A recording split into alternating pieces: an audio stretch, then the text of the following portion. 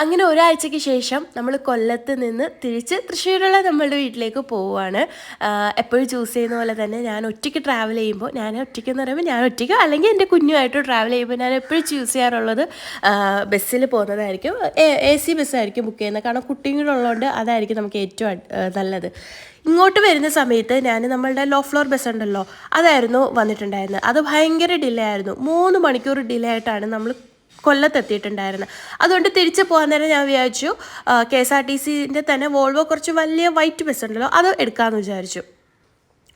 അപ്പോൾ അതിൻ്റെ അവസ്ഥയും ലോ ഫ്ലോറിൻ്റെ കണക്ക് തന്നെ ആയിരുന്നു. നമ്മൾ 9 മണിക്ക് തൃശ്ശൂർ എത്തും എന്ന് പറഞ്ഞ വണ്ടി എത്തിയത് 12 മണിക്കാണ്. 3 മണിക്കൂറാണ് ഡിലേ വന്നത്. പക്ഷേ കുഴപ്പമില്ലായിരുന്നു. AC ബസ് ആയതുകൊണ്ടും സീറ്റൊക്കെ കംഫർട്ടബിൾ ആയിട്ട് ഇടാൻ പറ്റുന്ന ബസ്സായതുകൊണ്ട് നമുക്ക് അധികം പ്രശ്നമൊന്നും ഉണ്ടായില്ല. പിന്നെ ബേബിയും ഒക്കെ ആയിരുന്നു. അങ്ങനെ നമ്മൾ തൃശ്ശൂർ എത്തി. ഇതേ നമ്മളെ പിക്ക് ചെയ്യാൻ വേണ്ടിയിട്ട് ഞാതി വന്നിട്ടുണ്ടായിരുന്നു. അങ്ങനെ നമ്മൾ തിരിച്ചു